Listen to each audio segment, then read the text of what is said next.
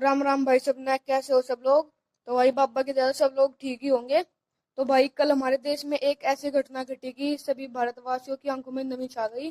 चाहे भाई कोई वो प्रधानमंत्री हो या गृह मंत्री, रक्षा मंत्री या कोई भी भारतवासी, सबकी आंखों में नमी छा गई। तो भाई यह घटना थी कि एक हवाई जहाज जो कि गुजरात के अहमदाबाद से लंदन जा रहा था, एयर इंडिया 114। तो भाई उसकी टाइमिंग थी 1:30 टेक ऑफ होने की। और भाई वो ऐसे ही फिर 1:30 पे उसने टेक ऑफ किया एयरपोर्ट से। और भाई 1:38 तक वो हवा में उड़ता रहा। वो समुद्र तल से लगभग 400 मीटर की हाइट पे वो हवा में उड़ रहा था। और भाई फिर 1:40 पे वो क्रैश हो गया। तो भाई उस हवाई जहाज में लगभग 242 के आसपास जो थे वो व्यक्ति ट्रेवल कर रहे थे। और लगभग 180 से 200 के बीच में सभी लोग भारतवासी थे। और 40 से 50 विदेशी थे। तो भाई उस हवाई जहाज में एक छोटा सा परिवार था जिसमें 5 सदस्य थे और उन सबकी मृत्यु हो गई। तो भाई उन 242 व्यक्तियों में से एक व्यक्ति बचा जो था रमेश।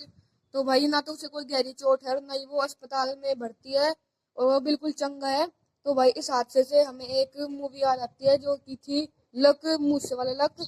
उसमें भाई संजय दत्त को लक था। और वो ये तो था रियल कलक, और ये है जो घटना घटी है ये था रियल कलक।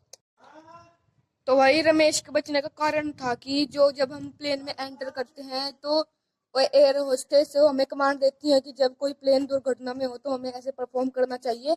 और भाई वो रमेश इसे ध्यान से सुन रहा था, और इसीलिए वो प्लेन से वो दुर्घटना से बच गया। तो भाई कुछ भाई सोचते हैं ना कि जब कोई एयर होस्टेस कमांड देती है अरे ये कुछ नहीं होता है तो कहाँ प्लेन क्रैश हो जाएगा। तो भाई हमें वो अवॉइड करना चाहिए, हमें ध्यान से सुनना चाहिए जब हम कोई पहली बार किसी इसमें ट्रेवल करते हैं।